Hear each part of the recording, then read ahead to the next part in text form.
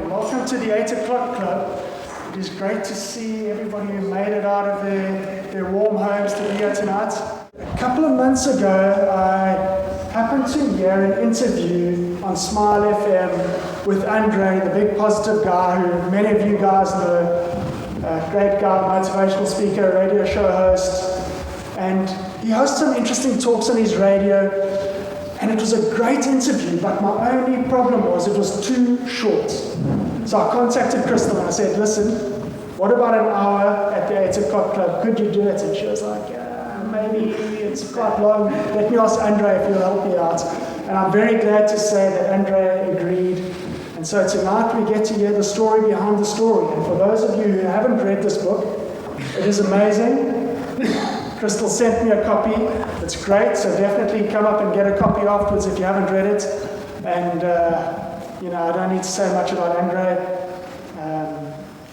Great guy and a great speaker. And so tonight, we're in for a treat, and I'm looking forward to it. So if we can give Andre and Krystal a big round of applause.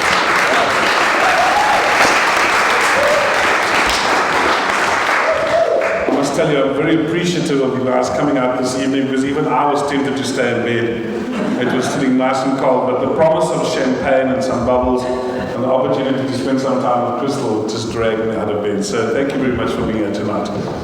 I met Krystal through the nature of my work, and I gave a presentation to her many years, not to her, but to a group of estate agents down in, I think it was Clavelli.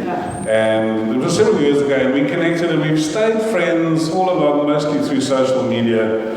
And then I saw this book coming out, and I thought to myself, I've got to go see what it's all about. And so I managed to get a hold of a copy, and I read it. Now I must tell you, in the nature of my job, last year I had 50 shows on a Sunday morning, and every show had to have a book report. So I'm in the lucky position that every month, every publisher sends me a pile of books, and I must pick 4 books to read, but it also means that I have to read a book a week. And that really starts getting pressurized. Occasionally I give them to my wife to read, and she reads the last one I gave her was Truth, Lies and Alibi by Winnie Mandela, but she's still trying to recover from the shock. So she can't get over that. And I read the book, and I don't read a lot of fiction. Most of it is non-fiction, but most of the stuff that I read is quite hectic stuff. And it was such a pleasure to read such a light, entertaining, funny, heartfelt, genuine, well-written book. But I thought I'd have to have her on the radio station. So we got onto the radio station, and my show now this year is between 9 and 10 o'clock, and it's not the best time, so normally the podcast is when most people listen.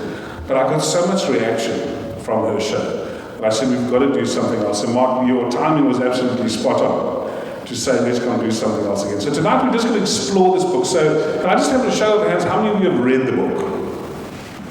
And obviously quite a few of you haven't. So what we're going to do is, for those of you that haven't read it, we're trying not to give too many spoilers, but it doesn't really matter if we do give you a spoiler, because it's the way in which the book is written that I think will excite you a lot. And we're going to talk a little bit about, for those of you that are interested in writing your own books, we're also going to discuss a little bit about how you actually set up these books, and right at the end we'll open up some time for some questions. Okay, so that's going to be the proceedings for today. I see that this is being filmed, so I'm going to have to put my stomach and keep remembering that.